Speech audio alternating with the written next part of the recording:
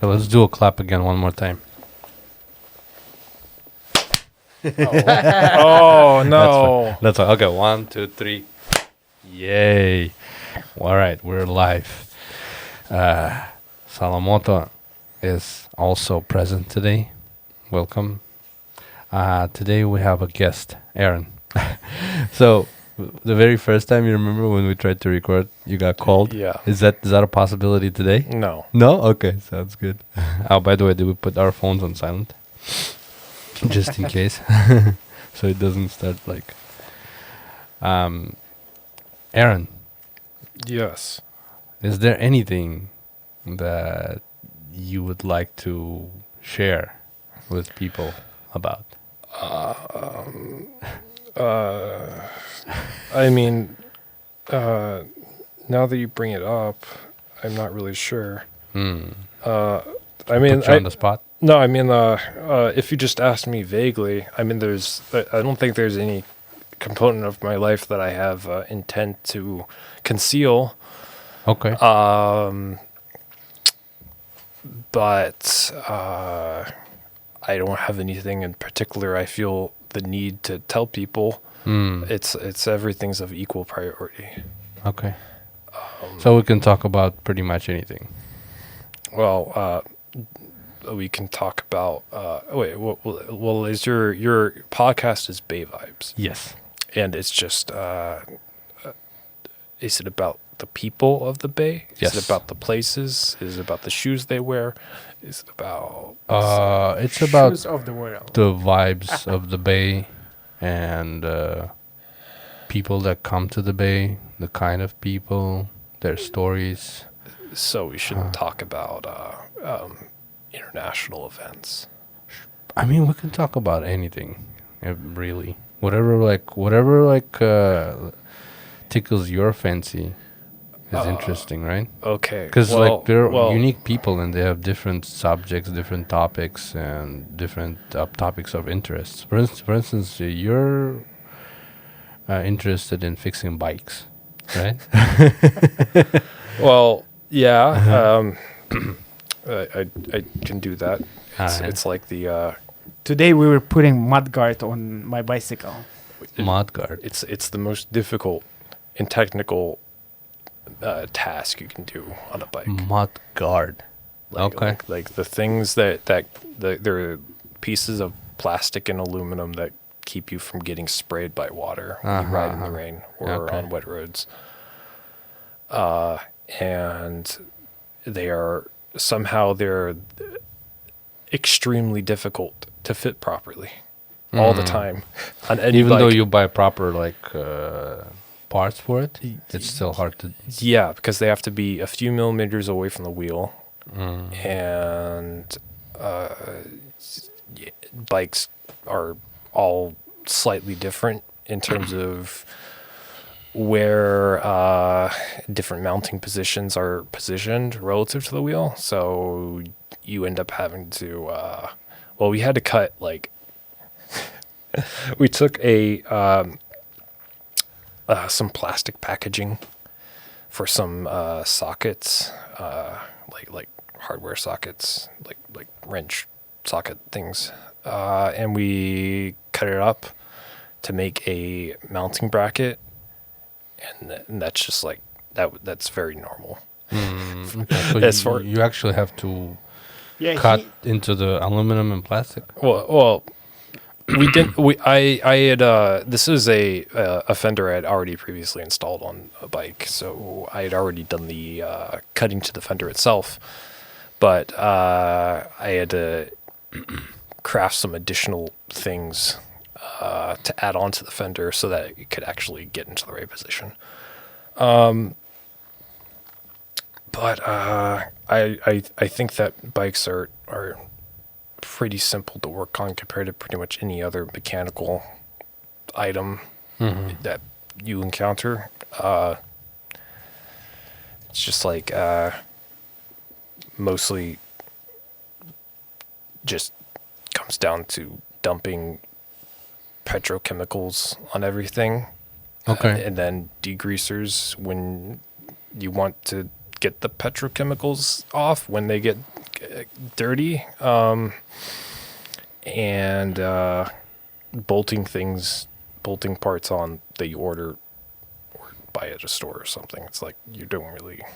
Yeah, Aaron, he has all the tools and all the like greasers, degreasers, and he's like very like he likes to follow like the procedure, like how it should be done. So like very methodological. Is that the word? It's however you pronounce it. Yeah. Language is dynamic and living. Right. Okay. I mean, I just, like, I guess okay, so I literally had never touched a tool until, like, when did I get that? But, okay, so until, like, I think July of 2023. Like never. Never. Oh, wow. Like, it was a thing where well, when I was growing up, I don't know, up until when I escaped, I wasn't allowed to use or touch tools, which is weird. Wow. Yeah. And like literally, the only time there were like, the only times I would I had to like, there was an air compressor that I had to like, I would use to pump up my tires on my car. And then one time my mom had me use like an oscillating multi-tool to saw off some like nails or something. Interesting. Which was why the parents didn't allow you to use tools? Because of safety? No. Reasons? Not safety reasons. Insecurity. Insecurity. So they had to feel special about themselves, or my father in particular. He had to feel special by by making sure that nobody else was allowed to do basic things, and that he had to do them for you. Oh. And because everybody else was just too incompetent or stupid or, you know, implicitly whatever. Wow. To do things like flush a toilet properly, or or like turn on the sink properly. Wow. And like the thing is, it was also totally irrational. There were so many different irrational components of it that I really can't really make sense of it or explain it in a way that would even make sense to people. Just like imagine a 50-year-old man yelling at you about the new procedure he came up with, where you have to flush the toilet a certain number of times, or you have to pee a certain number of times before you flush the toilet and then it changes based off of which bathroom you're in, which is variable depending on the time of day. And it also will change retroactively. So that the rules are always different. So I mean, if you're familiar with the term gaslighting, I mean it's kind of become a sort of a popular slang and used incorrectly. Wow. So imagine I tell you to drink this water. And I instruct you to take this water and you drink this water, and you don't want to drink the water, but I assure you it's going to be okay. And then as soon as you take a drink of the water, I will like explode and ask you and like be like, why did you drink the water? Why'd you do that? I told you to never drink that water. So about the toilet flushing. So if one day it's you have to flush it, you have to pee 2 times before you flush the toilet, but only at night. Wow. And then whenever my father wants to have, whenever he feels the need to, whenever he feels the need to like I guess like cope with some internal stressor. And he feels the need to bully one of his children. Then he will then proceed to make up, proceed to act like the rule was, oh no, you actually have to pee 3 times, and it will like, and he'll claim that was the thing he told you to do, and he's exceptionally good at acting like that was the thing, that was the rule all along, and it's like that with literally everything all the time. So there's like no idea, there's no like concept of like a stable, consistent reality that exists from moment to moment. It's just like literally all being made up on the fly. So he was like that as long as you remember? Yes. Wow. What do you think that is? Is that a disorder? Yes. Okay. Psychiatric lingo, there are these conditions called personality disorders. They're, as far as we can tell, not evidently, they don't appear to have any sort of biological or neurological foundation. They're mostly behavioral disorders, where people are acting a certain way or feeling, or in a purely, as far as we can tell, a purely psychological fashion. But they do so. But the thing is that people tend to have these maladaptive psychological behaviors, and they tend to fall into certain classifications without fail, which is really interesting.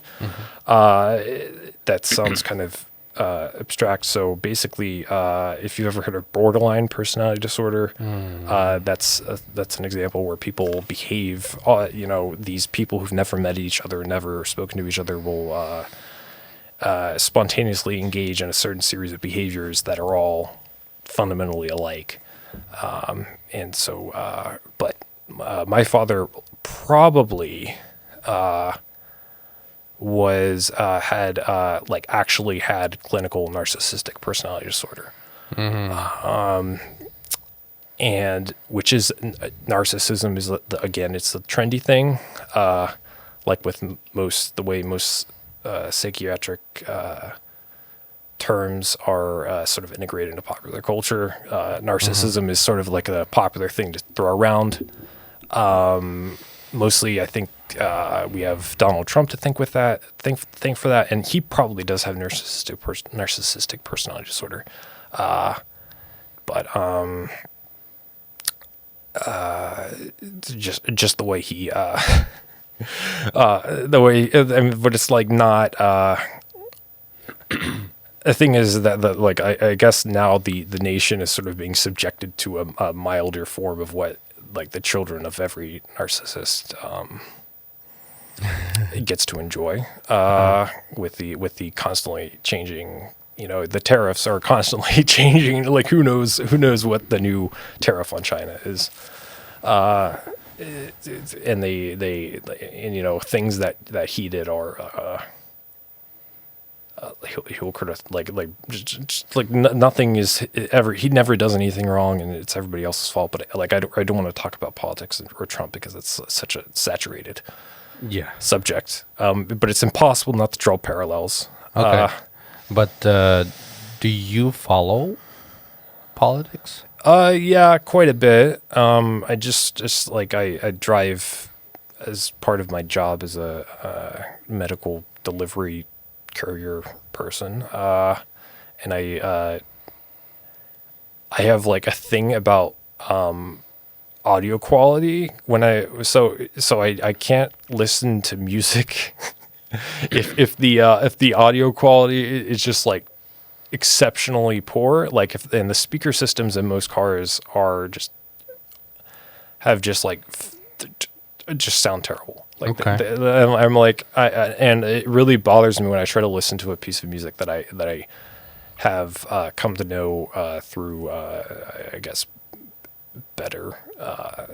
Like I all I can think about when I hear something, and like hear like a Bruckner symphony or something, when I'm or like a black metal album or what have you on a car sound system, is like all I can think about is how off it sounds.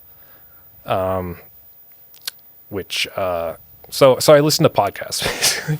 Okay. I listen to the podcasts, and I listen to a lot of political podcasts for whatever reason. So I get saturated with Trump talk. Where's your jaw harp? My jaw harp is right there. Your Joe harp? Jaw harp. Jaw. Okay. So you want me to do it? Sakya? Is it your mewing harp? Yeah, it's just one of those kind of like mini rituals we do before we start a podcast usually. Oh, so there's no mewing involved with the jaw. I don't think so. It's more like basically you put it on your teeth, and it works as a I don't know, a base for this.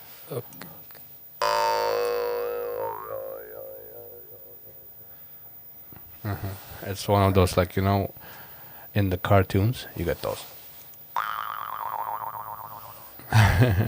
Yeah. Just like I'm a musician. You are. So yeah. So if you're ever around any percussion section of like an orchestra or a concert band or something, you'll see a bunch of things that look and sound very similar to that. Okay. Nathan, do you know anything about tuba? So you play tuba. Yes, the tuba. All right, hold on. Let me look it up just to know exactly what we're talking about. I think I have an idea. Yeah, It's a metal pipe, like 20 feet, that is spiraled, right? yeah, it's wrapped. Okay. Yep. Okay. And the one Aaron has is from St. Petersburg, from Yeah, Russia. you told me that. I told you that? Yeah, the last time. Do I talk about... Yeah, before we started the podcast. You were complaining about it. Oh, yeah. That was how I got... actually, before I started working on bikes, the first thing I started doing with tools... Actually, I can't remember which one came first. So basically... the first thing I tried to work on, one of the first things was my tuba.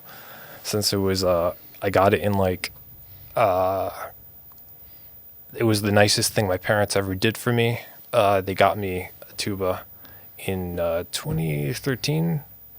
It was a budget tuba, but still quite lucky to have... Tubas are pretty expensive, and there's like no getting around it. There's no like cheap tuba. Did you ask them for it? Yes. Okay. And the only reason they did it was because all of my other siblings got musical instruments, because we were like I guess they enrolled all of us in music programs or like just like high school band or whatnot. So everybody else got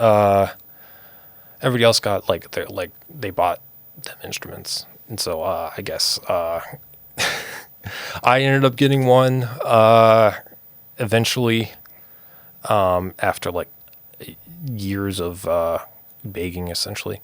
Okay. And the only reason I did was because my mom there was some inheritance from a deceased relative that came our way, and my mom like basically took me aside and like in a very rushed and in retrospect maybe a foolhardy move, she like immediately ordered me a tuba online without like so that my father couldn't intervene.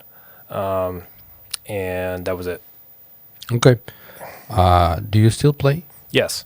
Nice. Unfortunately, I had a encounter with the streets, and I lost. I got evicted like November of 2024, and so I was homeless.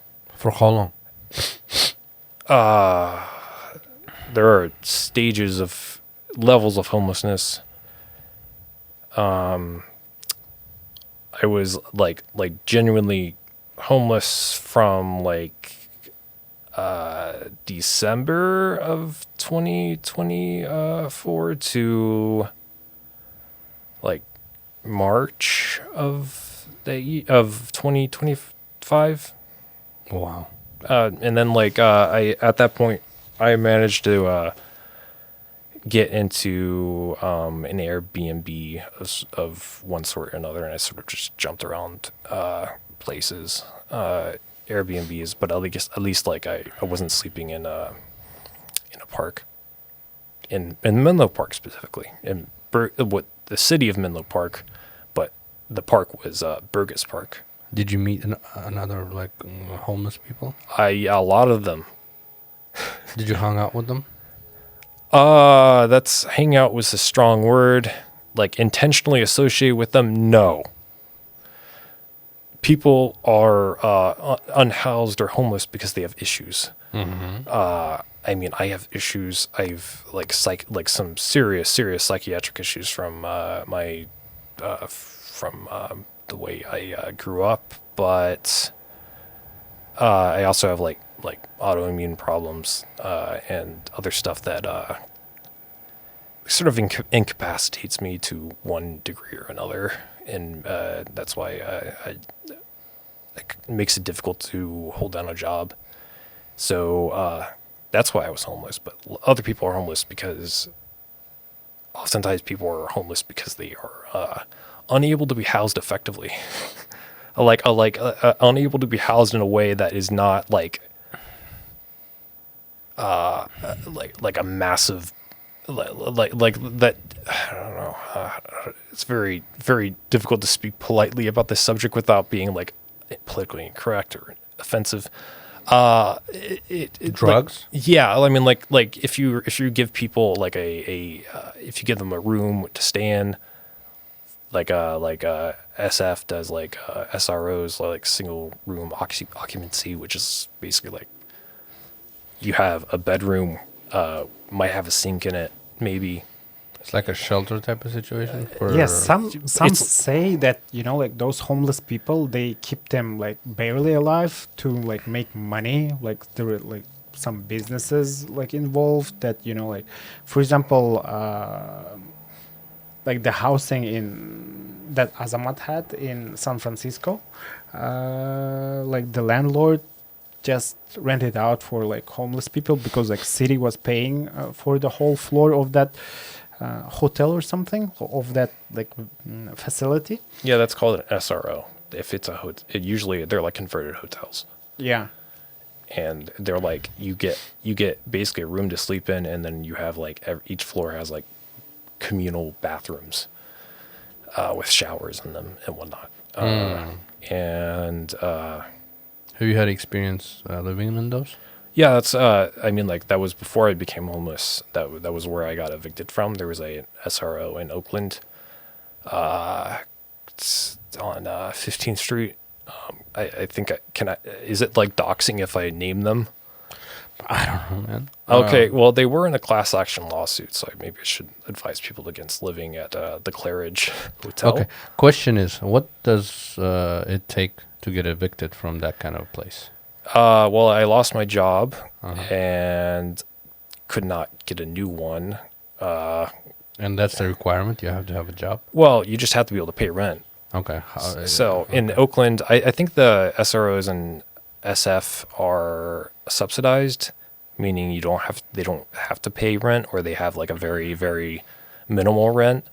The SRO I was living in, the rent was $825 a month, which is several $100s cheaper than like the cheapest apartments in Oakland that I could find.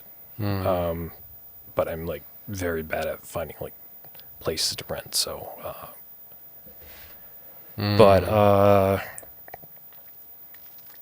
yeah, I was living there. That was basically like where I was living for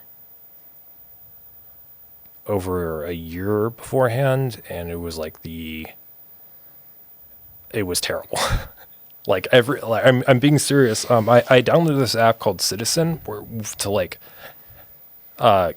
get like be able to see if we're like because it gives you like a real-time crime map of like when there's a little bit like a burglary or a fire or something, and it'll tell you like where in your city that's happening.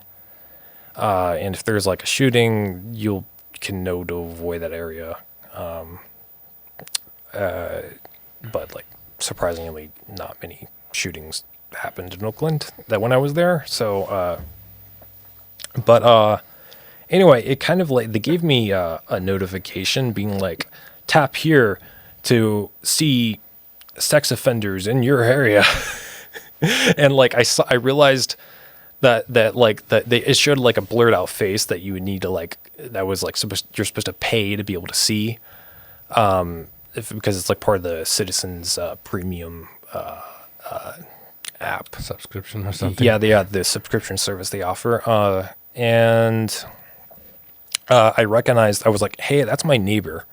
Like they blurred out the face, but I was like, that's clearly my neighbor on there. I'm like, and I probably shouldn't have looked it up. But you know, there's a sex offender registry, which is publicly available. And like, and a very concerning number of my neighbors were on that registry. Like, and when I say neighbors, I mean like people who are living in the room next to me, or 2 rooms down the hall, just people living on my floor, let alone people living in the same building, or like in an apartment building like down the street or something. So like it was housing intended for. It was labeled as it was marketed as affordable housing, but it's like housing for like it seemed to me like most of the people there were like people who couldn't get a lease else at other places. There was so I guess I don't need to censor myself on a podcast. There was somebody who would shit all over the floor, the hallway. Okay.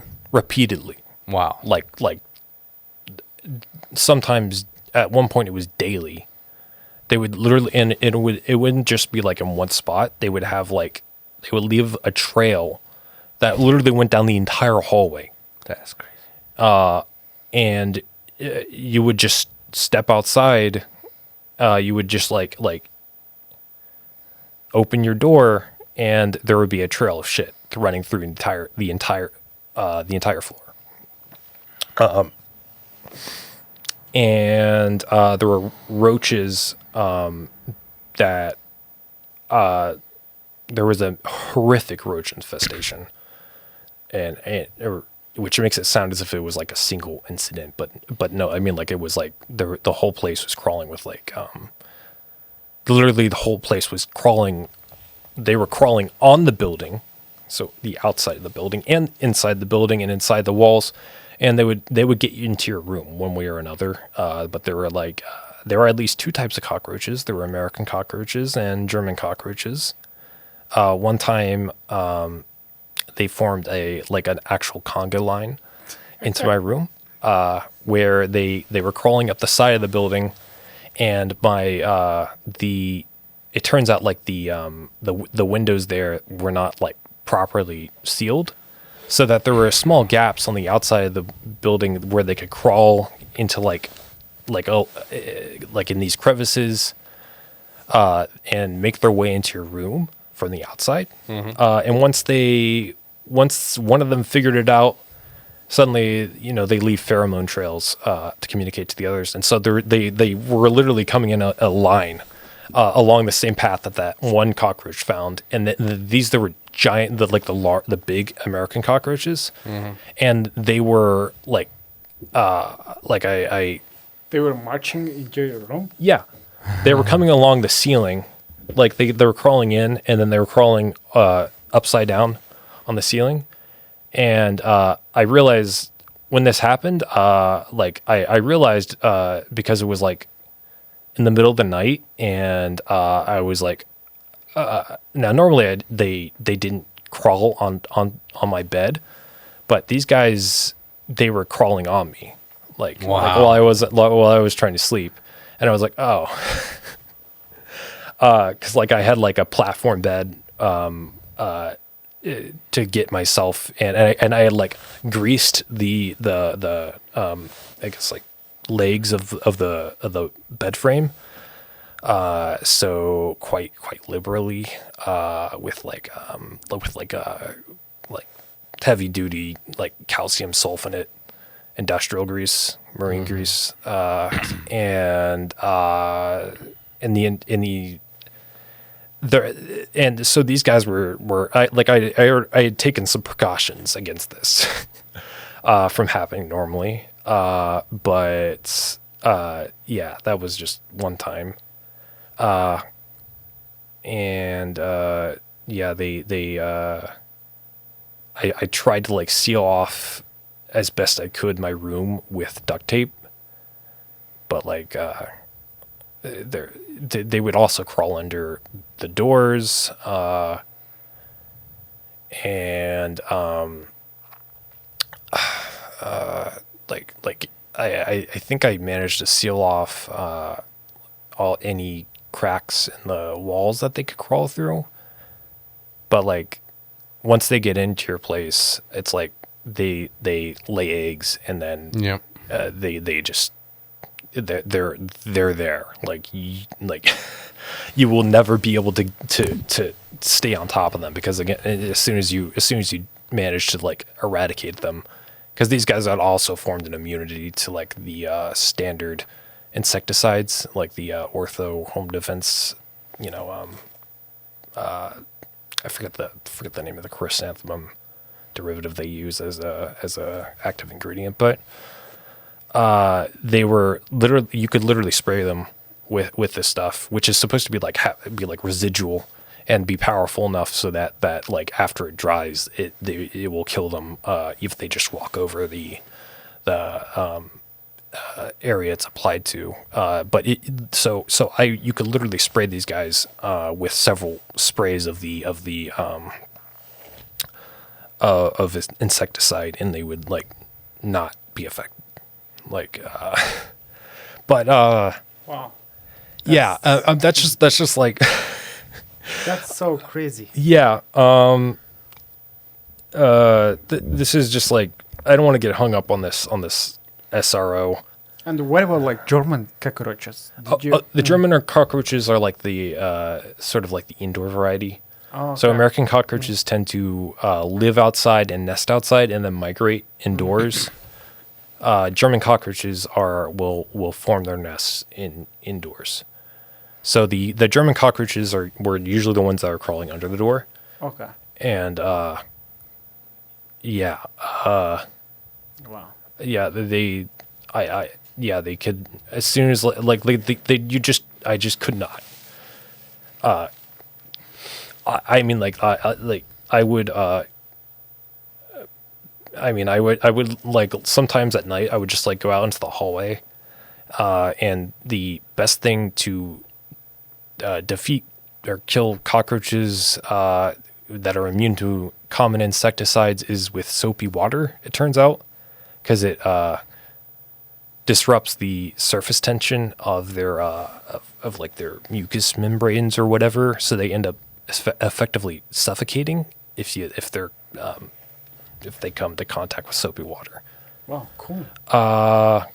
And so I would go onto the hallway with like a bottle of soap and water, and I had like glued like I had like this I had glued basically like these AR-15 style sights on it, and I would, unless like this giant, if you ever see those giant Zep spray bottles, and I would just go along the hallway and just like spray everything. And yeah. How did you get the sights? Well, okay, so one of my orders off of Temu, I ordered like this French fry cutter that was supposed to cut potatoes into like French fry, they're just like basically like just rectangular prism type of things. And that was absolutely atrocious, as most things on Temu are. Yeah, like absolutely. the blades were too dull to even cut into a potato. So I just I took a hacksaw and I I basically used this because it had like a stainless steel body. So I was like, I used it basically as like scrap material for like just like random bits and pieces of metal that I would need. And one thing, some of the metal ended up becoming like I had a post on the back, like on the back of the spray bottle, and I like a tricorn 3-pronged front sight. And I tried to. The tricky part was the spray bottle, like the head was angled. It wasn't just like flat horizontal, and didn't spray straight ahead. So I had to like have like this elevation. I had to like find the right elevation to glue the rear sight at, so that it would actually go where I aimed it. But that was like my favorite thing to do at like 4 a.m. or whatever. So you say you had some psychiatric conditions. Yeah. Would you be comfortable talking about that? Sure. I don't know what to say. Let's start with, what do you have? Diagnosed or no? Yeah, I mean, like, they're all diagnosed, and they're under. I mean, like, most psychiatric conditions are managed more so than cured. But you know, I have like the standard stuff most people are familiar with, like major depressive disorder, or like generalized anxiety disorder, which is generally what people mean when they say I have anxiety. Mm-hmm. And I have, I guess, like more exotic stuff, like I do have like your very typical ADHD diagnosis, but I guess I'm like my cadence of speech is slowed a bunch by the drugs I take, so might not be coming through very well. It's probably been treated well enough that I don't think it has a massive impact on. I mean, like, it's so incredibly obvious, I like to think. I have some form of PTSD. There's I don't know if it's actually in there's the handbook of that clinicians use to diagnose is called the Diagnostic Statistician's Manual, or the DSM. But there's a form of PTSD called Complex PTSD, which is, I don't know if it's actually a formal diagnosis, or if it's just like sort of recognized by clinicians who specialize in the treatment of PTSD. But basically, as the different types of PTSD, it's like when people say PTSD, post-traumatic stress disorder, typically means like, okay, you were in a car accident, somebody held you up at gunpoint and tried to rob you. There was I don't want to like I don't want to go through like list a bunch of like essential but like, okay, so basically like a singular event you can point to that was like that messed you up. And complex PTSD is like the death by 1,000 cuts of like, you have some sort of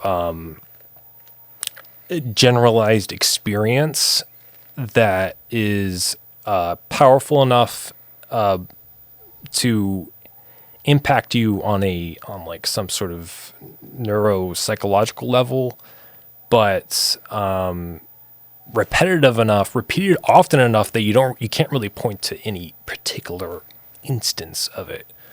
I mean, like, you don't like think of like that one time on that one day that thing happened. You think of it because it happens. It's basically like you had like 100 different incidents, 1,000 different incidents that were all basically so similar to one another. It's like you can't really distinguish them, but it ends up having a sort of different flavor to it. I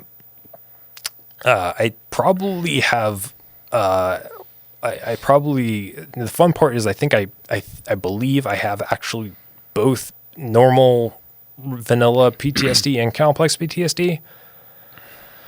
Thanks to That's interesting how you put it, like vanilla PTSD. yeah, thanks to okay, so like medical malpractice exists. Yeah, ironically, medical malpractice exists in.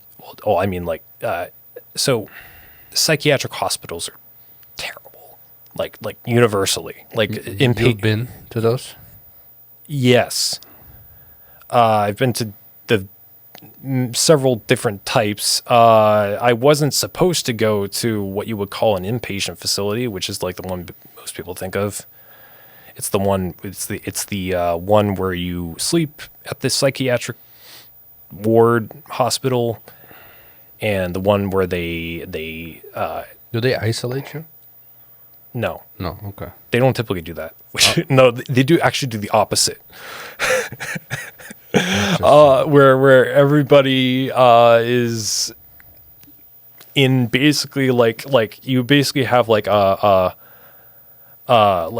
they had a common room, they had like a therapy meeting room, like a group therapy room, and then there's like basically like the bedrooms, which are don't have any doors. They have like these mats, like just like gym wrestling type of things. These padded mats that over the doors that just swing open, and yeah, and you have roommates. Question: are there a lot of people? Yes. Now, no, okay. This is like the only inpatient facility I've been to was in I have no idea. I was living in Pennsylvania at the time, but somehow I got taken to a facility in Delaware, like 2 hours away from where I lived. Even though there were several, there were like this. Is it in a remote area somewhere?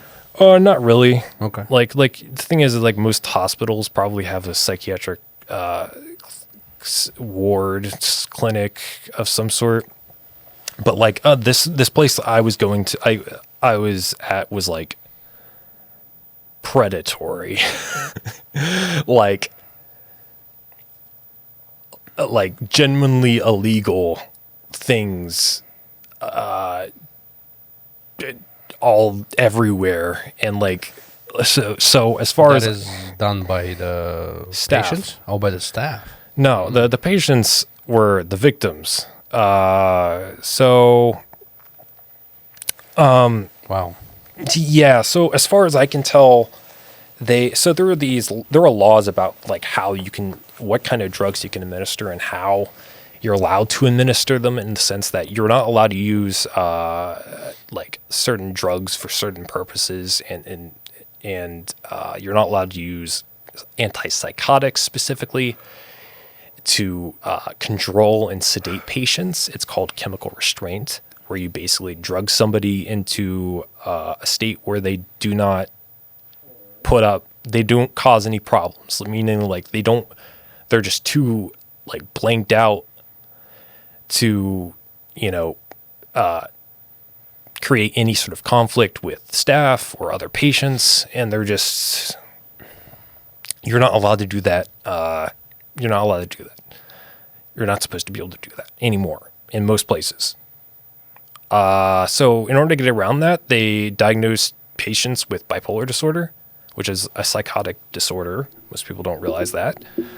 And so bipolar disorder is treated with antipsychotics. Like it's the purpose of antipsychotics obviously is to treat psychosis, and people who are bipolar experience manic psychosis, mania. So they pretend they intentionally diagnosed people with bipolar disorder in order to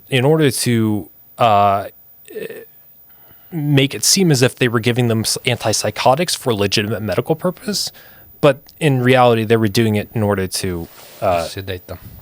yes, to engage in the practice of chemical restraint. And yeah, that's Were you diagnosed with bipolar? I mean, like yes. It's sort of the problem was they didn't really. They basically literally what happened is like you sit down and you do like your intake paperwork, and then the doctor is like, literally the thing that the doctor told me is like, you're a victim, you have bipolar disorder. I'm like, that I was like, what? That I didn't know what I mean. Like I hadn't slept for like 36 hours prior to this for completely different reasons. Not mania. Mania is typically, people who are manic typically won't sleep for 36 hours. I had almost been in a violent life or death struggle confrontation with my father, which was, and then I had been like ambulanced between hospitals, and then the police handcuffed me. And I mean, if you're, cause Wow. but I mean, like, I don't want to get lost in the, on the point here. So they diagnose people with bipolar disorder, misdiagnose them intentionally to engage in chemical restraint, and they just put you in like a very poorly, like they put you in this ward that was like stuffed full as many people as they could possibly manage, and they just kept you there. Like you weren't allowed, like you're supposed to be. They can't hold you against your will for. Unless they can only hold you people against their will under certain circumstances, like that they're deemed to be an active threat to other people or themselves, and they can only do that for, it depends on the state, for usually it's 72 hours is like so 3 days. 3 days is the maximum they're allowed to legally hold you against your will in most places. And they held me for 6 days. And the thing is that they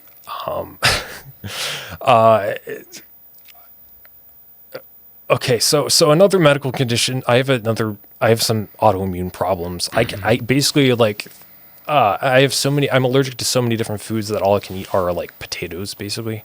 Wow. Well, like potatoes and bananas and. Can you eat meat? Yeah. But not really a fan of it. I have eaten meat a few times, but like the last time I did was I was playing a banquet for the Freemasons. What? And they gave me some chicken breasts, and it was, and as like part of the payment, it was like I think I got like $50 plus a chicken breast or 2 chicken breasts, and that was like the last time I ate meat, I think. But like maybe because I'm a masochist, I'll be honest, like I'm probably a masochist for doing this, but I sort of have that was part of like a brief period where I had sort of like experimented with not being a vegan. So in addition to all of my crazy food allergies, I'm for some reason I feel the need to adhere to a vegan lifestyle, diet, whatever you want to call it. Why did you pick vegan lifestyle? Well, initially I became aware of like the tremendous impact that animal agriculture has on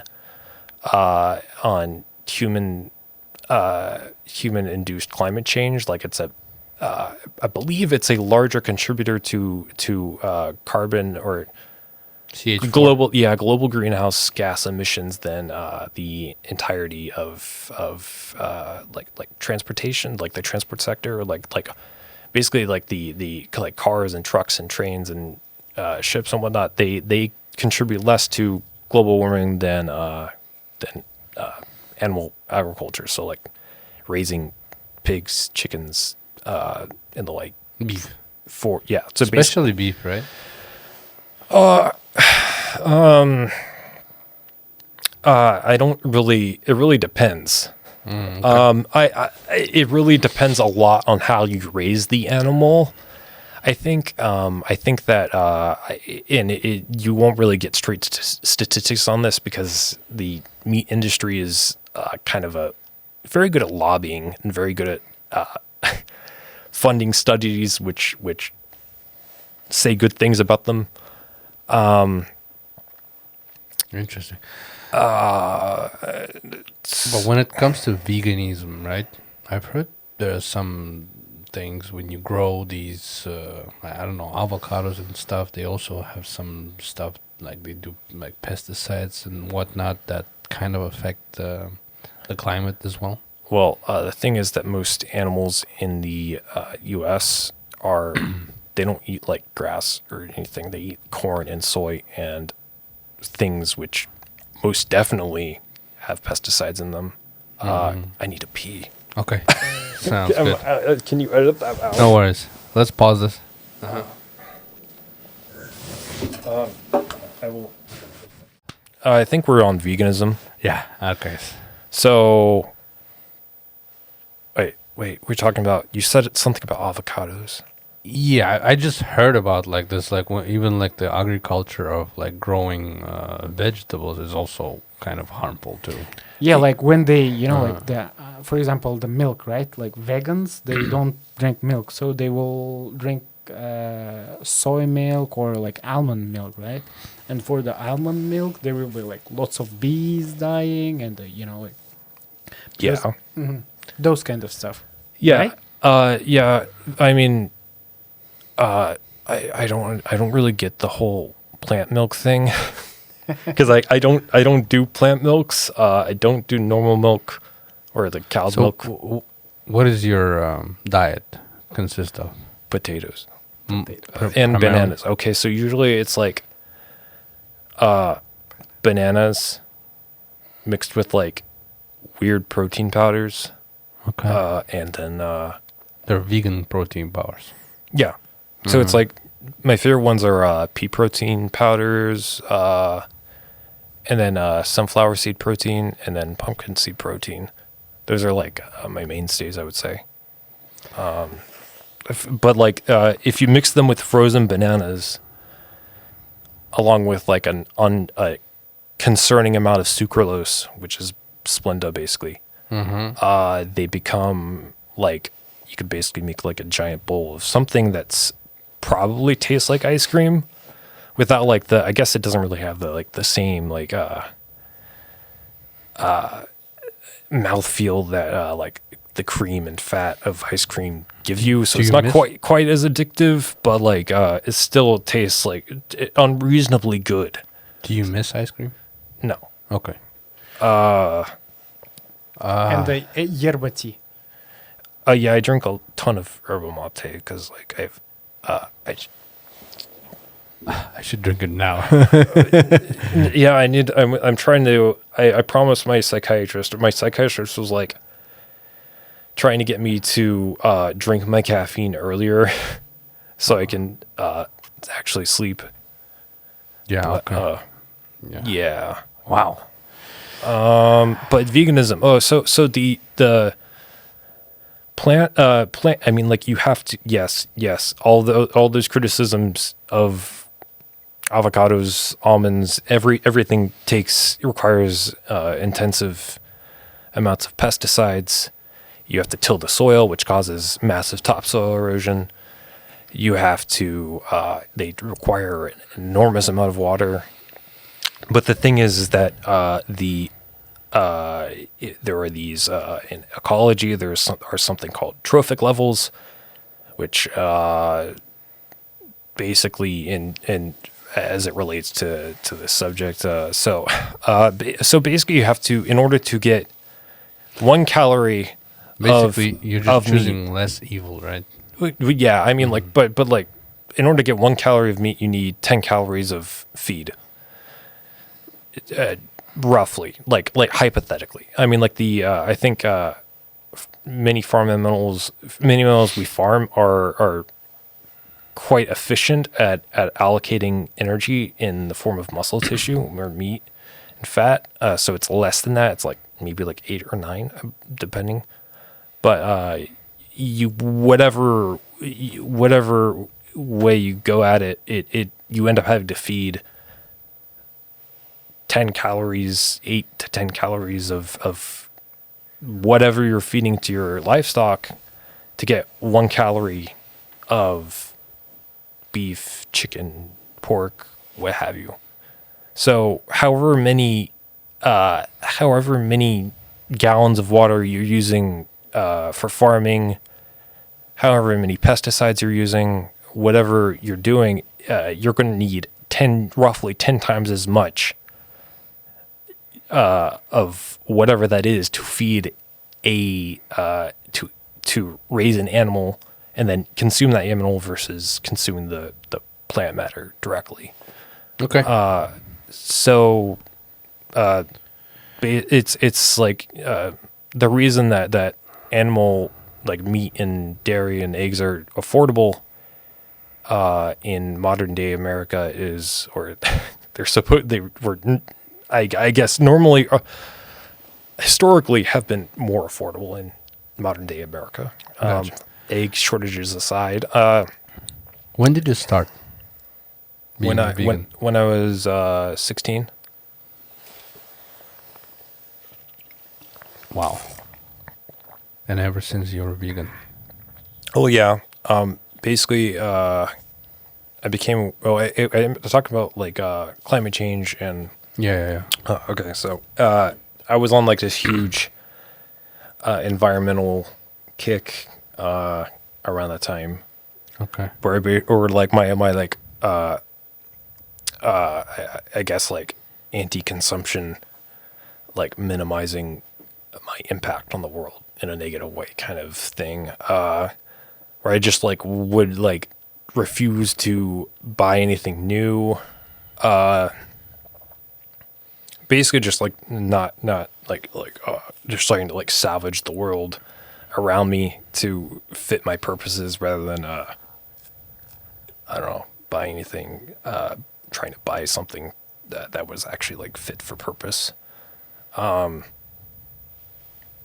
But yeah, I got that was like so like I wasn't allowed to like see a doctor for any of my medical conditions growing up.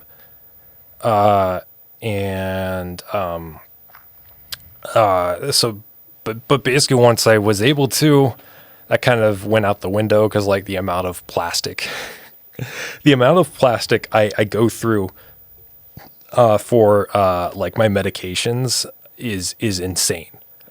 And like the worst part is like they have like I have to like take 8 of these ampules, little vial things of cromolyn, sodium cromolyn every day, and each one of them has like this little teeny plastic tab that is like exactly the right, it's just large enough to be a problem if it ends up on the ground or not anywhere other than a recycling bin, but just small enough where it's literally like you can have it in your hand and it will it will fall out somehow. And if you can have it in your pocket and it will fall out somehow. It is, and it literally, you can like almost track my whereabouts by like looking for like these little tiny polyethylene tabs that I leave around wherever I've been.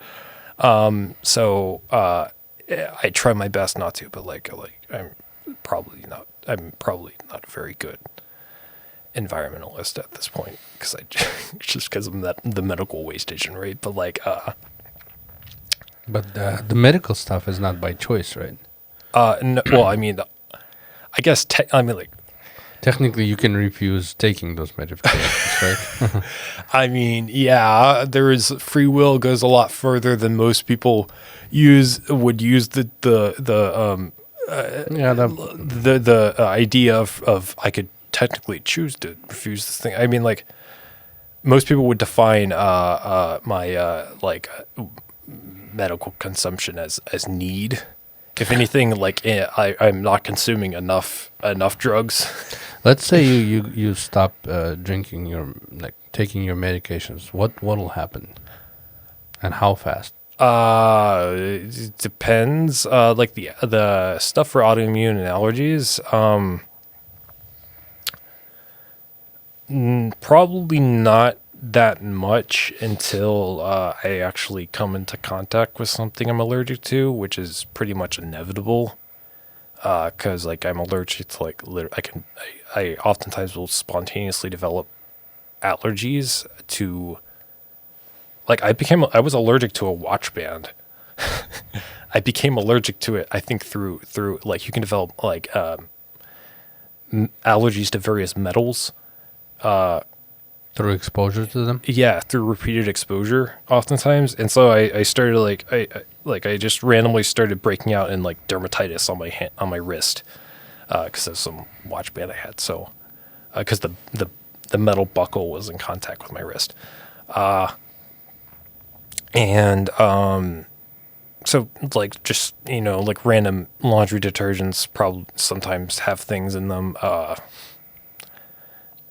Fragrant, like I mean, you breathe in lots of like perfumes and weird stuff that is pretty harmless unless you're allergic to it. Pollen. Yeah, no. No, surprisingly, no. Okay. I mean, I think I might have had seasonal pollen allergies when I was younger, but I think they've. So you're allergic pretty much to everything that is man-made.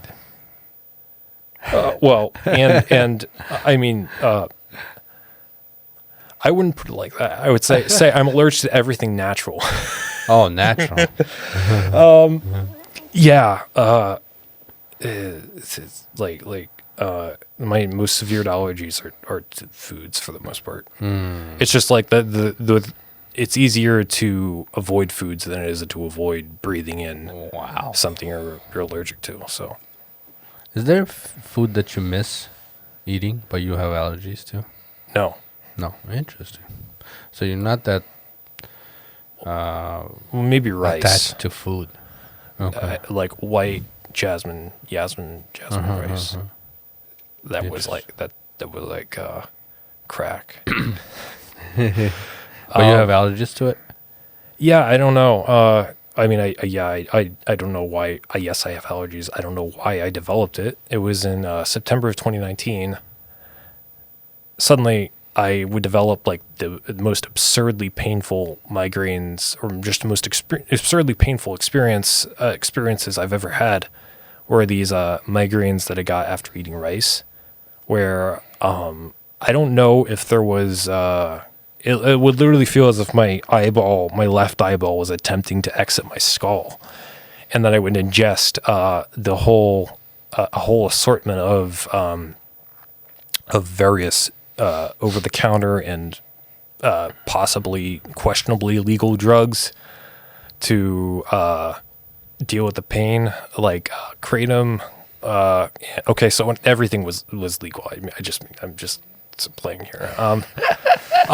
Because like I realized that like genuine like opioid addiction exists. So I got really into like so in 2018 like there was a farm bill that was passed that made like non-THC cannabis legal for the most part. So basically all forms of cannabis that aren't weed. Mm-hmm. And so there are like dozens of sort of like alternative experimental cannabinoids. I mean, most of them are naturally occurring, so like they're not really experimental, but mm-hmm. So there's CBD, of course, that's the one most people know of, but there's like CBG. Mm. There is CBDV. There's there's CBN. There is HHC. There is so the type form of THC that's in most weed is delta 9 THC, and then there's also delta 8 THC, which I guess is kind of popular, but it's that's usually synthesized from CBD, like in a lab. But like, I mean, it does occur naturally as well. And there's THCV, and I think there's also there's delta 8 THCV, and then there's delta 9 THCV, I think, and then there's CBC, CBT. I think there are hundreds. I don't know if it's quite, I would say thousands, but there are hundreds of naturally occurring cannabinoids. And so basically those became, once the cultivation of all cannabis that isn't weed, aka hemp, became legal in 2018, slowly these came onto the market as people learned how to manufacture them or /grow them /breed them. And so that was a big thing I used to deal with all the horrific pain I experienced, along with kratom, which is, like, I think sort of controversial because it's like the mildest opioid of all time, but it's still an opioid. And and then that was in addition to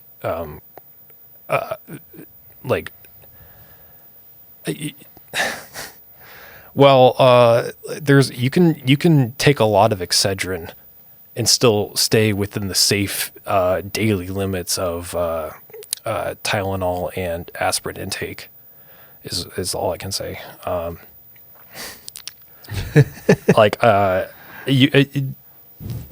It's insane because if you have oftentimes when I have a migraine, I can ingest like 1,500 milligrams of caffeine in a day and still definitely not feel at all like it, just be basically downing Excedrin and then trying to sleep and phasing in and out of sleep just because I'm in pain, but still.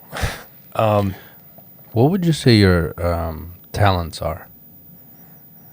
Oh, well, I mean, I think I spoke about the tuba, at least a bit on recording, at least.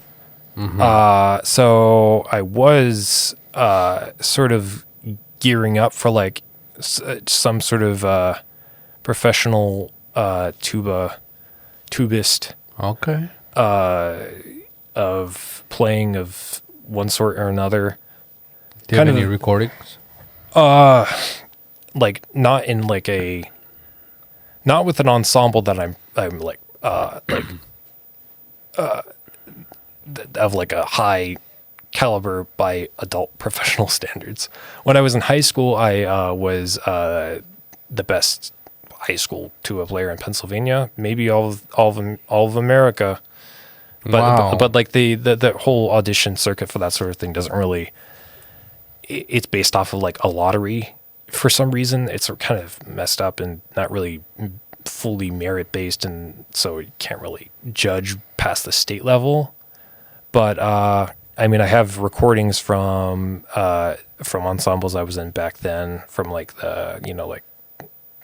from all state wind ensemble, whatnot.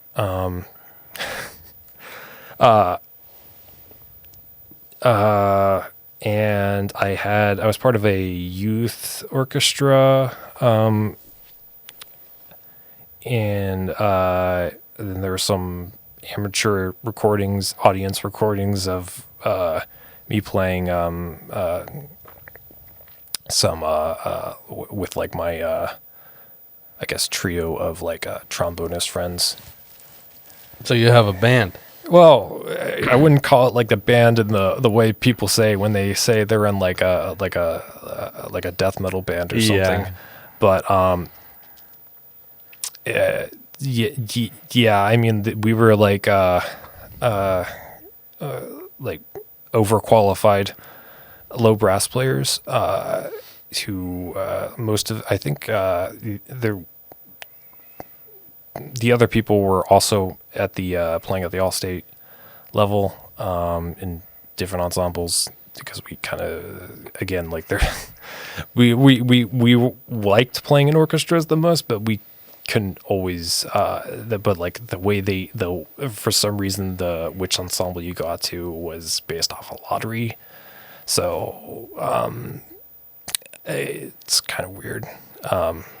But so basically I don't really put a lot of stock or faith in the audition system for like because like there's this whole circuit tournament for like if you're playing in like a wind band of some sort when you're in high school, middle school, they have like honor bands and district and regions, and they try to do nationals, but it's based off of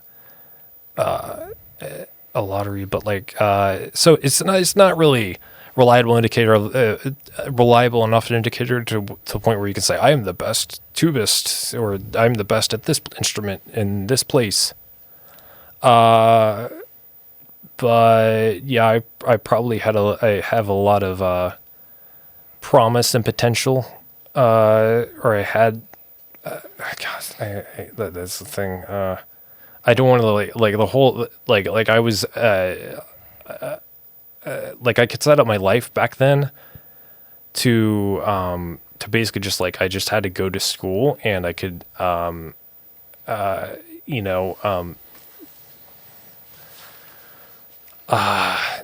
really I mean like I could just like I don't know, I don't know if my diseases progressed or what happened, but like I guess actually I know basically I didn't have to worry about like working a job or keeping myself in a certain condition, because like the whole thing about high school is like you can be like a passenger, right? You can be like you're not really making any sort of like decisions.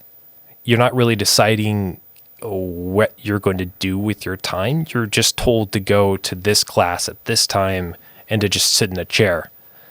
And it's, you can be going through all sorts of crazy neurocognitive events and still like physically show up and just sit there in a chair, and you're still doing what you're supposed to do. You're still passing, right? Thing about being an adult is that suddenly the rails and limitations, the sort of structure imposed on you by high school is suddenly, or by like I guess grade schools is not there. Even college is not there. And suddenly your ability to speak clearly and to like be functionally present in everyday situations is oftentimes being tasked. And yeah, so like I don't know. Do you still play tuba? Yes. Do you have tuba? My tuba is right now. Okay, so when I became homeless, right, I managed to stash my tuba in a church that's over in Menlo Park, and it has been sitting there since like January, like basically a little bit. Well, the 1 year anniversary of my tuba being stashed away. And you haven't played ever since? No, because I haven't been able to. The church is not. Some of the clergy there are really. They kind of throw a fit if somebody's like practicing an instrument on their on their parish on the church grounds, because they're like it disrupts their like liturgical silence or something unholy. So, I mean, that's fine, because like, I guess if you're in the mindset of, oh, like this is a monastery. I understand. Yeah. But like, I'm also, I would be a lot more sympathetic if like if there wasn't like a elementary school, like that they also run, that's like across the parking lot. And like, oh, well, okay, how what's preventing you taking it to Startup House and playing it there? It's really loud. Okay. Like it can give you hearing Crazy damage. Uh-huh. Like yeah, you have to wear a lot of professionals on stage. The well, the tubist itself, the bell is like the sounds being projected away from you and above you or in front of you, depending. So you're not in the blast radius, but like literally people who will get hearing damage if they don't wear earplugs on stage. And then there's that, and then there's like I already have so much bike stuff like lying around in our and there's not really a lot of space to put things. So like a tuba, which is like the size of it's basically like the size of this table with the case and everything. Probably longer actually. It's like 4.5 feet. Do you have to disassemble it to put it in the case? No. Okay. But yeah, just like I talked to some like at one point I talked to like the host about it, and they were like, nah. Do you miss playing tuba? Yes. Like that's literally the entire I've been trying to save up enough money to I hate to leave the startup house, but I want to play tuba, and I need to get an apartment where I can finally practice again, or find out like I don't know, maybe like or just like get rid of enough of my things that I can like stash the tuba at the startup house and find some place to practice. Are you gonna isolate it, the sound there somehow? There are means to do so that costs lots of money, because everything. Yep. When you have obscure hobbies, I mean, playing tuba is not that obscure, but like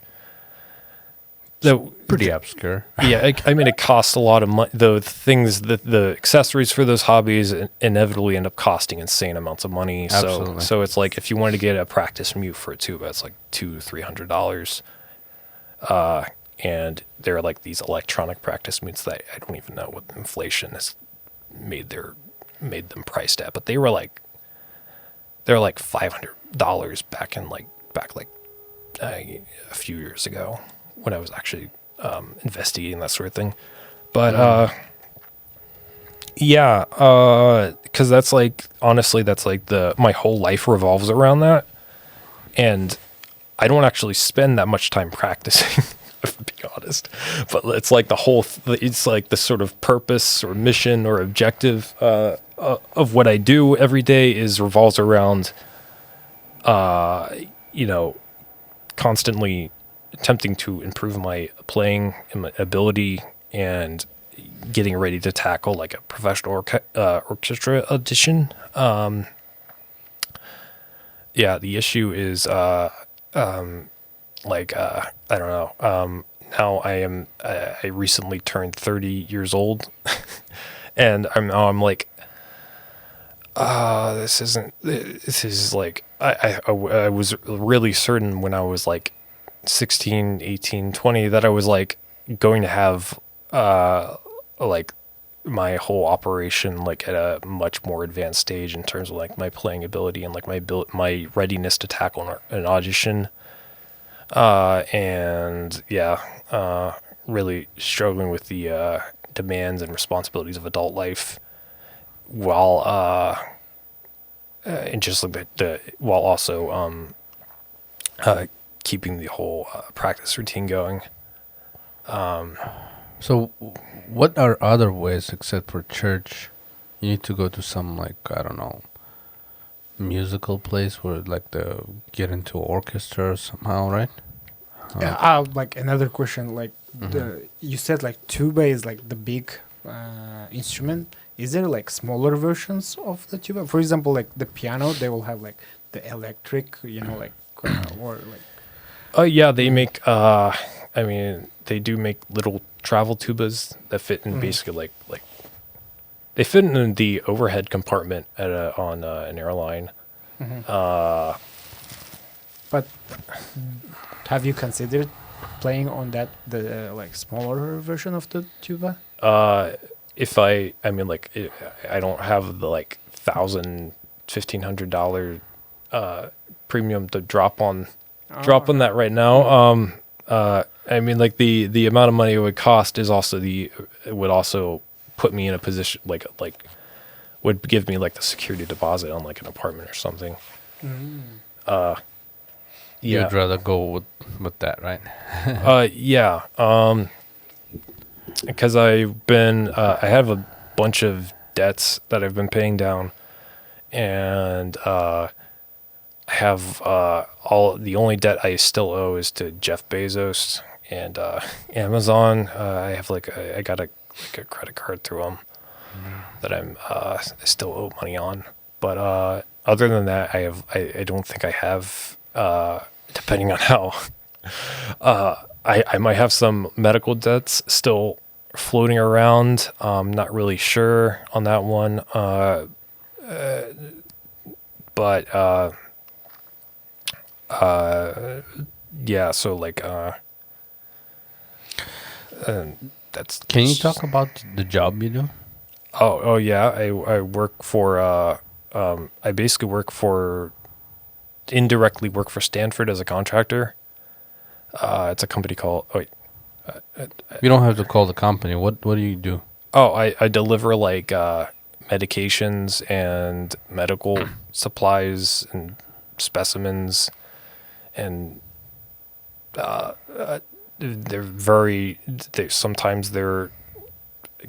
sometimes they were once alive. Sometimes they're mysterious.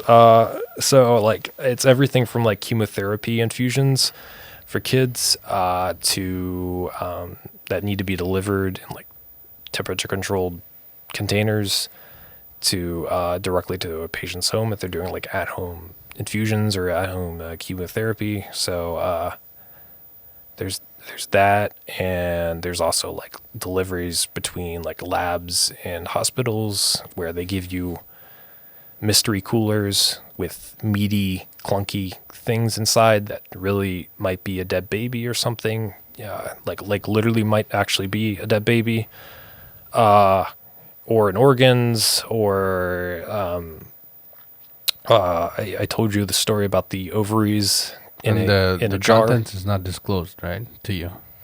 No. Okay. Unless the I mean, Can you open them? no. Like, can you open and see and That's, I mean, like I'm thinking, I'm realizing now that I'm like, how much am I allowed to talk, say on a podcast? Yeah, that's what I was. Yeah, Because if you don't want, yeah, it's not I'm like perfectly okay with speaking about this. It's just an interesting like profession you get there. Question: when it comes to job search, is it difficult to find a job with like the conditions that you have? Or, like, Yes. Okay. So it's When you do like background check, is it show? Does those show up somewhere or no? No. Okay, they don't. Okay. The background check is Doesn't do that. Okay. Yeah. It's mostly just like I don't have a degree, really. I mean, I have an associate's degree in computer science. So a community college degree, that doesn't really do anything because like no serious place that requires some sort of some sort of degree for computer science is like going to like place at the level of an associate's degree. Mm-hmm. So Can you code? yeah. What Okay. about chemistry? Question: have you ever considered looking for jobs for like coding or engineering, like the developing?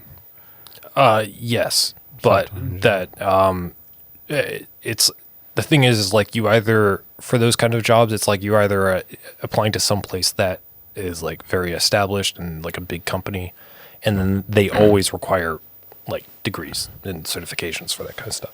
Okay. Or you're applying like at a startup or a very small place, and they might have the attitude of like, we don't care what your degree is, we care about what you do, Yeah. what you can do. And I'm like, I don't know. I'm like I can code, but it's not like at the level of like I can do this like I can create something new for you that like may or may not have actually ever existed. I don't know.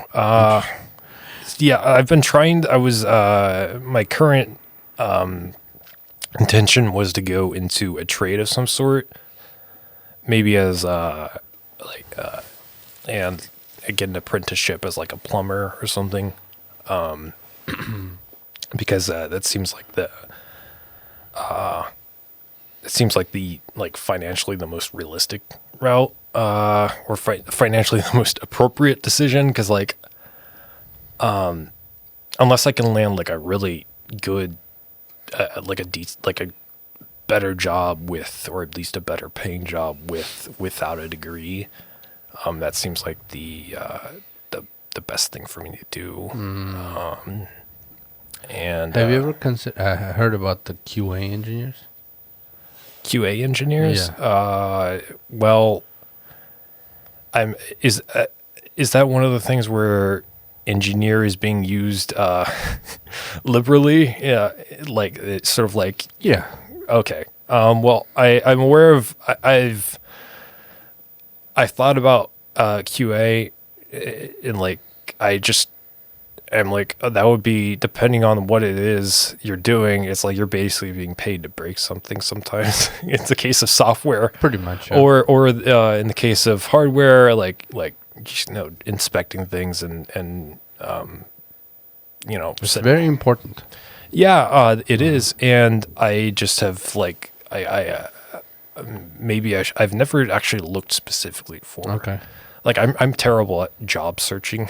Oh, okay. I'm terrible at searching for places to live and things in like jobs, and so like I'm like I have like the job application skills of like an 85-year-old grandma, like who's getting preyed upon by like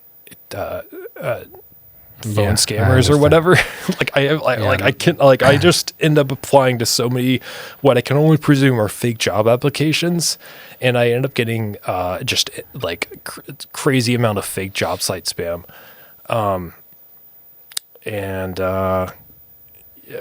yeah. So, would you be interested in getting into one of those like bigger corporations here?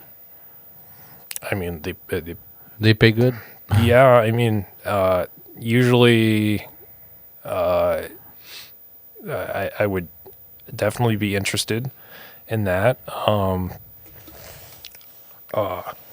Yeah, the problem is that, yeah, I mean, my applications tend to get, Qualifications and everything. yeah, my applications tend to, I guess, like whenever I send out applications to those kinds of jobs, I just never get anything back. So like it's one thing to apply to a job, right? And then it's another to actually like be given an interview and to possibly be given it, like actually be hired. So like, yeah, I'm interested in like pretty much any job you could ask me to do. It's just like, I haven't, like actually getting hired at that kind of position, is a different story. Do you read books? Yeah, sort of an interesting relationship with the written word. With what? The written word.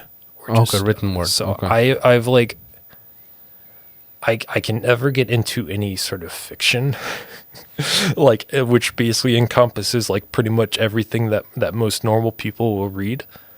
Like I have some friends from high school who have tried so hard to get me to read Infinite Jest, by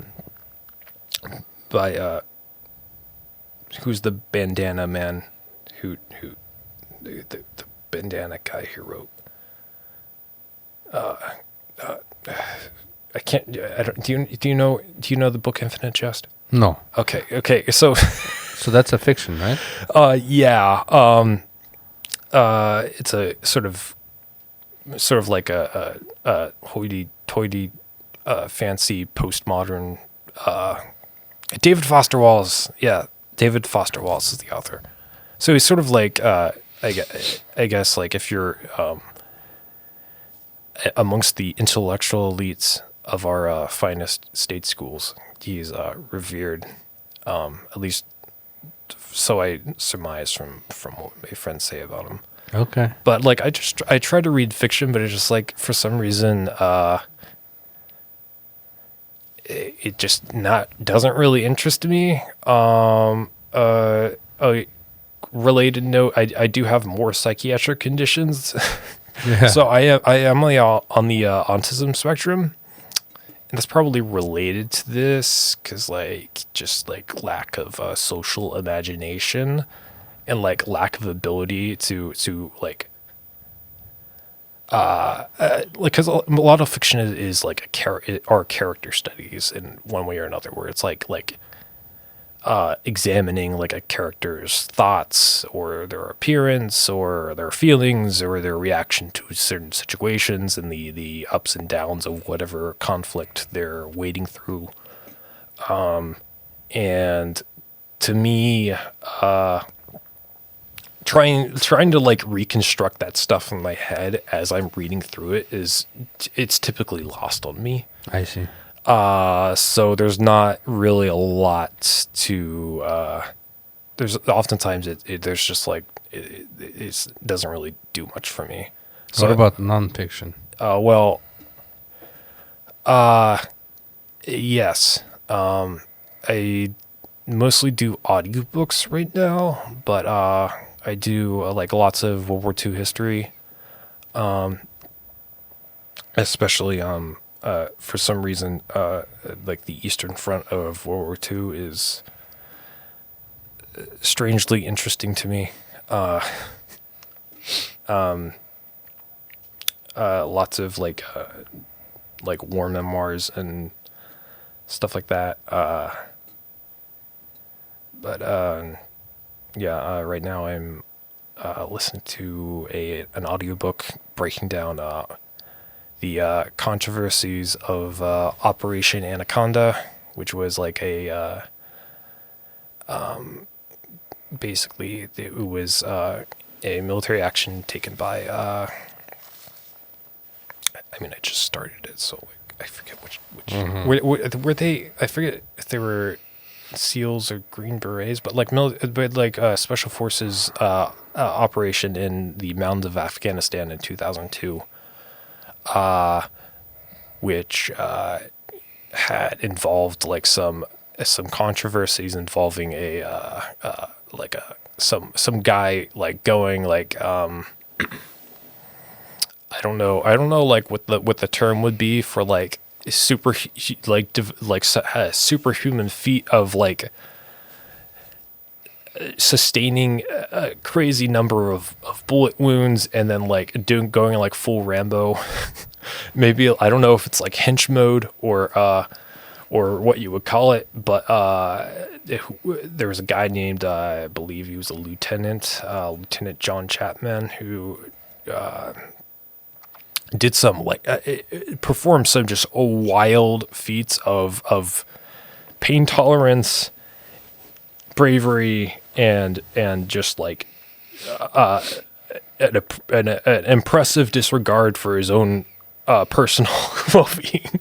Okay. Maybe like cross off like Steven Seagal, Rambo, and Chuck Norris. You know, like Steven Seagal, he will be shot and he will like stitch himself. Like in the Was that Steven Seagal or was it Stallone? No, Steven Seagal. There was a movie that he will be like chef on the ship, like on the vessel. Oh yeah. Have you watched that? Yeah. It's like old movie. Siege. Yeah. I mean, like, and he will be shot and he will be like stitching himself. Have you heard of Ubermensch? As a concept, like the Nietzschean concept of Ubermensch. Yeah. Yeah. So maybe it's one of those.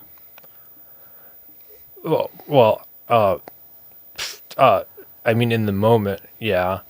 Like superhero? Nietzsche was talking about that concept, right? But some of these German, I don't know who, like closer to Hitler people, they wanted to create the actual Ubermensch, right? During World War II. Like Captain America? more like in a lab type situation. Yeah, they had there were some interesting experiments because like this was at just the right moment where you had the commercial availability of methamphetamine and codeine and other opioids and other like very hard, powerful drugs. But this was before society developed like an understanding of like what those compounds did and like some sort of like moral temperament around their use. So they were trying to like create super soldiers through some sort of combination of methamphetamine, cocaine, and various types of opioids. And they were trying to like create some like battle serum that would like allow soldiers to perform at a superhuman level. But I should clarify that like the association between Nietzsche and the Nazis is like it's sort of like so one of Nietzsche's relatives attempted to co-opt his works into the Nazi movement and to like appropriate his ideas in a sort of like so as to like vindicate and support the things that Hitler was saying, and the thing is that Nietzsche Nietzsche literally like broke up with his best friend because his best friend Richard Wagner was an anti-Semite. So I would just I don't know if you meant to imply that, but like Nietzsche was not like in his ideas had like very little to do with Nazism. And I have like the hot take that he was like a proto-feminist, even though like one of my professors called him like most people regard him as like a hardcore misogynist and like the original incel, but like I think he just didn't have the liberated language of like 20th century, 21st century feminism at his disposal. Do you like Nietzsche's like ideas? Yeah, but it's like genuinely like sort of like oddly psychedelic, sort of I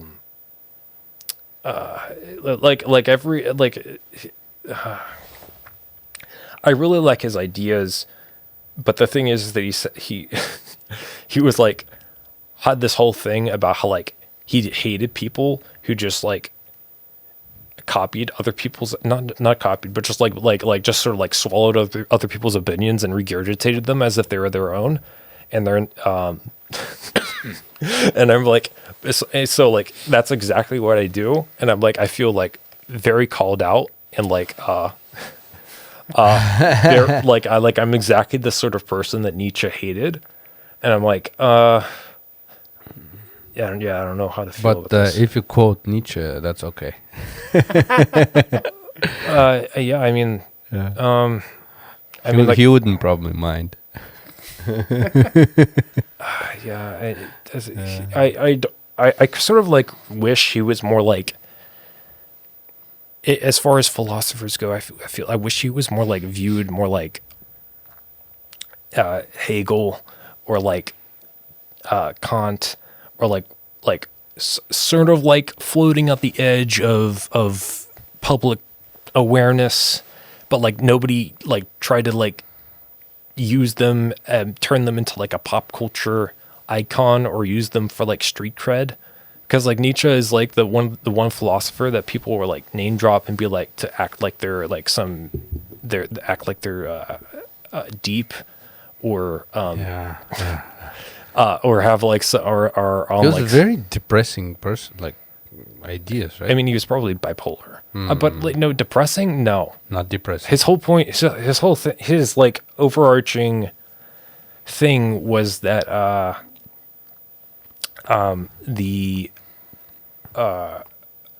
don't know, like these societies, human civilization's sense of purpose would die out once the once the world became the world was becoming secularized in the late 19th century when he was writing, and meaning it was moving away from Christianity and the dominance of Christianity in everyday life, meaning that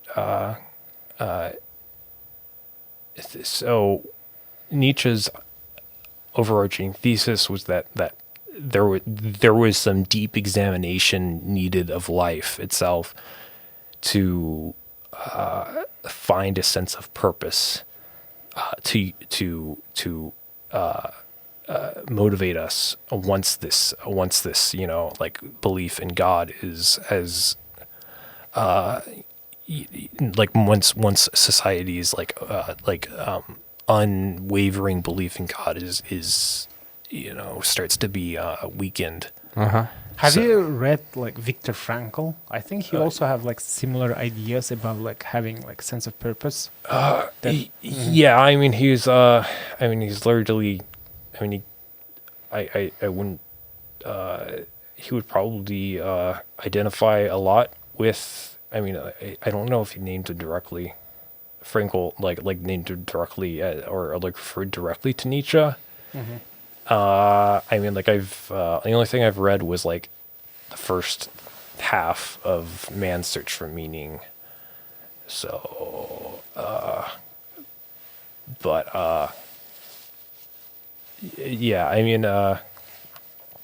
for some reason, I had to read. I probably should actually finish that book, because I read it in tried to read it really quickly for a philosophy course I was taking, and did not have time to cram all of it with all my other coding assignments at the time. So I never got around to actually reading it, but maybe I should. Yeah, like I think this like finding the meaning, like the purpose, is like very important thing. Like some even say like because like the world is changing so much, like with the advancement of like AI and like different stuff like technology, robotics, like Waymo, Zoox and stuff, like people will be who will be able to adapt to like new environment and find like the meaning and the purpose. They will like have more energy and they will do like better. So okay. Have you heard this any no. notion? I mean, like that's I think that's just as true a statement for the world we're living in now as it is for the post-AI world. It's like Just purpose, right? There's nothing. There's this whole idea that I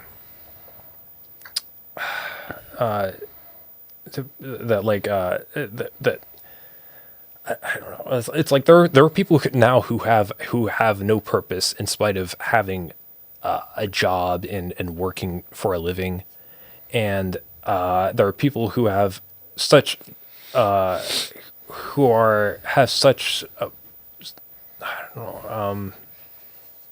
I don't want to say I'm sorry if I'm a little scattered here, but there are people who have such a poor sense of purpose that they're even unable or unwilling to hold down a job in today's world. So I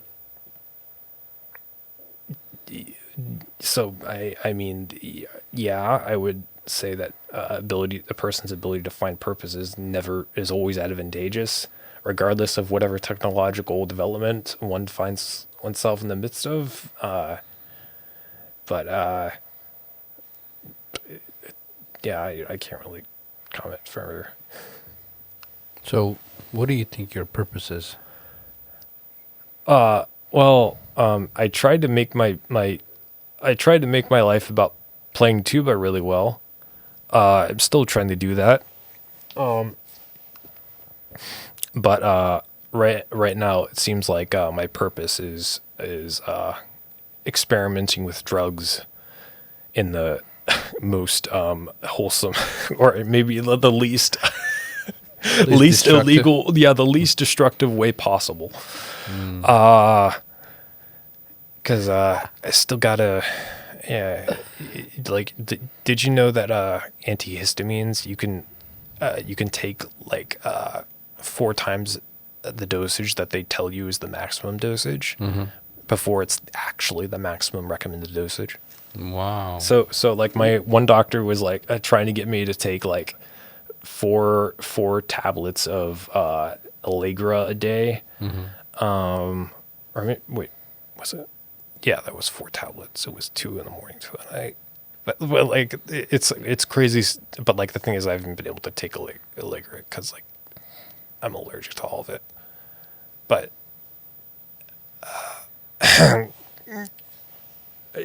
yeah, I don't know. So tuba, you didn't play for 1 year, so you decided to go the other way. Yeah. What about like bicycles? Well, that's the thing. It's like I can do lots of things. Like today we fixed. So like I had my bicycle and so it was like good condition, but it wasn't like fun, like to ride. And The giant one? yeah, Okay. so apparently like something was rubbing against something. So Aaron has like all the tools and apparently like the derailleur holder, it was a little bit bent. And with that steel thing, we bend it like straight. So now it goes like better and Yeah, it feels really cool now. Yeah, thank you, Aaron. well, think AliExpress. Yeah. Because that tool, if I bought it from the name brand, it was a park tool, or it's a copy of a park tool derailleur hanger adjustment gauge. 10 times more. More than that. Wow. I think it's like $150 through them, which it's kind of the sort of thing that only really a bike shop would typically have. It's not really the sort of thing that like a How home much is mechanic. it, like, from the original store? I think I paid like $30, which You paid $30 through Alibaba. AliExpress, or was it 20? I forget. I think I got it on like one of their sale events. So I think normally it's like $30, but like But the original brand costs $150. at least. Okay. I really don't know, honestly. Park Tool is very, very Would you pricey. be interested in opening a bike shop? Now 2026 is possibly the worst year in recent history to open a bike shop. How so? Because every single bike brand is moving to direct-to-consumer business structure. So they're going to be fixing it? Or No, well, I mean, so basically most bike shops right now make their money off of selling bikes. And they typically have a license or contract with a certain bike brand like Specialized or Giant, so as to be a dealer for Giant or Specialized, and they make a certain percentage of they basically make their profit off of being a sales floor for those bikes, and a very relatively small portion of their profit comes from maintenance and repairs. So now, if companies are using a direct-to-consumer model where they just ship the bike directly to you, then the only money to be made is in maintenance and repairs, and suddenly that's just a massive loss of income for these bike shops, yeah. And so as a result, there are a huge amount of layoffs. A lot of companies are folding up, and so it's hard to even get hired to work at a bike shop right now, let alone start up a bike shop. But it is a great time if you wanted to buy I buy something at a liquidation sale. Is there such a thing as like a mobile bike shop? Yeah. You know, you got people have like a work van or something. So like, if I have like a fancy bike, I can call you up and come have it fixed. Yeah. Nice. I mean, that's a pretty common thing. And these brick brands also getting into that market as well. I think it's mostly it's mostly like third parties, but like the thing is like Yeah, I think there must be some opportunity in there because like my bicycle, it was like almost new, but it was like, you know, like somewhat adjusted not properly. Like everything was, you know, like crooked, and if Aaron was not there, like I didn't know that it was something wrong, right? So Aaron was, hey, like, I mean, I'm not saying I can't work as a bike mechanic. I'm just saying that it's hard to find work as a bike mechanic. And yeah, like, like the do you remember like the intricate interwoven story of medical disorders and psychiatric dysfunction? Like that's a daily thing I deal with still, more than deal with, struggle with still. And then there's like between all the symptoms that impair my daily functioning for the most part. I see. And like all the doctor's appointments that I still have to schedule. So it's kind of and like then medications full-time and insurance. is kind of difficult for you. Yeah, that's like a huge, massive commitment. And it already makes it difficult enough just to hold down a normal job, and like being a small business owner is more than that. Yeah, that is like a very hardcore thing to do, is to run a small business. That is a definitely a lifestyle. And yeah, that's yeah. If you were to make $1 million, where would you start? I'd buy myself an ice cream.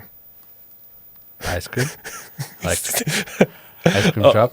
No, I'm that it was a SpongeBob reference. Oh, okay. Okay. Sorry. Yeah. I missed that totally. Okay. Well, I don't know. I'd probably just like Let's get an like, apartment. for instance, you had a New Year's resolution. You determined to make $1 million in 1 year. What would you do? Like, how would you approach that challenge? This honestly is something I haven't thought about before.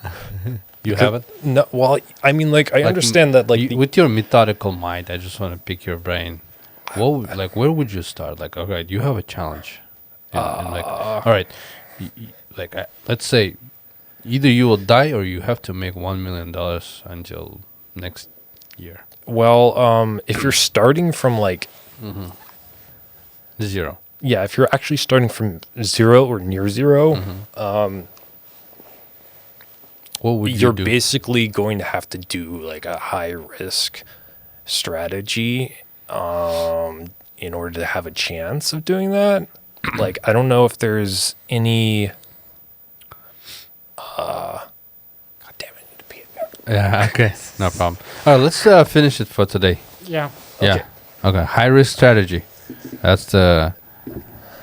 Wait, no. You have to do like you would have to do like margin trading, like some sort of risky investment strategy, Okay. like Trading. short-term investment strategy, That's what would you do? day trading. Okay, day trading. That's what you do. So, But like, you're for like- instance, let's say you start off small, and then once you gain experience, you like start, I don't know, leveraging that experience. Yeah. You would basically have to. I don't know if you're familiar with options, the options market. Yeah. So you can like go long or short on different stocks, and you can get. if you're right, you can make an insane profit in terms of like the input versus the output. But you're probably going to be wrong, and the chances of Most you, of the time, yeah. Like the thing is if you're able to make the right bets, hypothetically, you could do $1 million and then some.